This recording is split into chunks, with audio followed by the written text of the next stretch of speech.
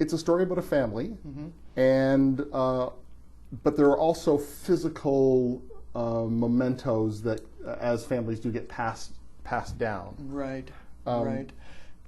So does that make sense? Yeah, in some ways, and I was interested to hear what you were going to say for a description, because I've tended, while I was working on it and people were asking me about it, I found that I tended to sort of always be saying it's sort of a family saga, but not really. And it's sort of, I found myself saying what it wasn't. I think I always thought of it as a unit, and definitely the family is important that's probably where it all starts, is the family. And I think some of the things, when I started thinking about it, at the time I was finishing Boys in the Trees, I was thinking about family photographs, because I'm kind of the custodian of all kinds of old family photographs going back. And some of these are photographs of grandparents and great-grandparents as children. And I had them on my wall and would get little flashes of nieces and nephews and children in the present day, which is a thing I never would have realized from seeing your grandparents, for example. You don't usually think of them as kids.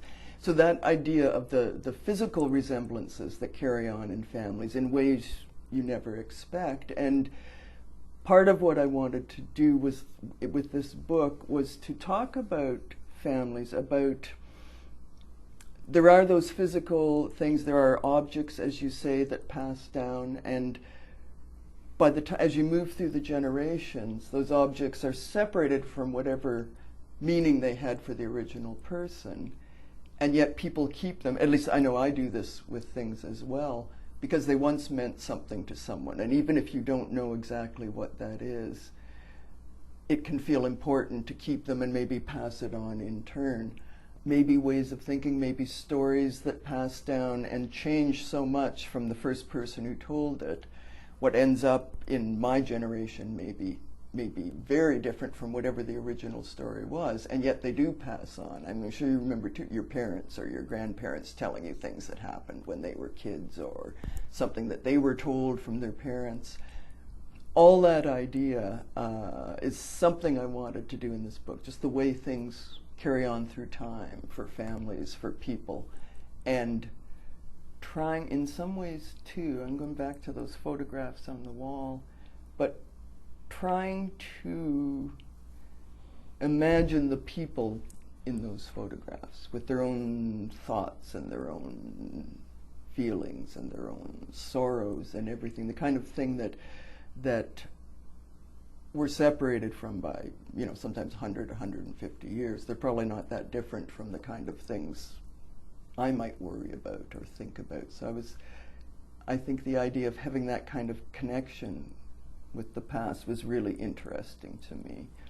Did you use your own family as a basis for this, or was this entirely constructed, or the question is like yes and no and no?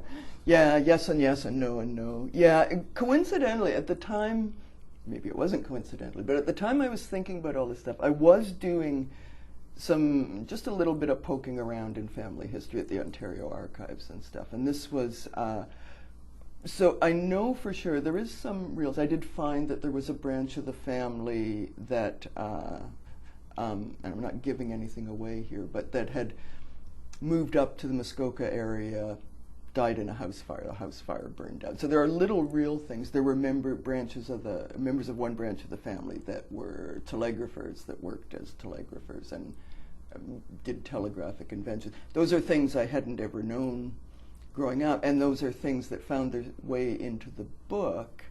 And a couple of the names that I liked are real, but it's not my family. Like as with anything you do, there's always real stuff, and there's probably real stuff in there, and I've totally forgotten that it was real and that it belonged somewhere, because it shifts and changes as you work with it and turns into something else.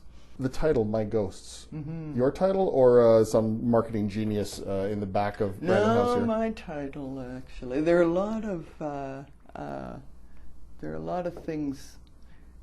We all carry our own ghosts with us, and the ghosts of the people we were before, the ghosts of the children we were, I sometimes think trail along with us ghosts of, our families. In a way, the underlying family, the first Claire and her siblings, are kind of a ghostly presence throughout the rest of the book, in the way I think of it anyway, even if they're not directly involved in whatever's going on. Maybe our whole back to the beginning of time, we trail all those ghosts with us. And in some ways I also think,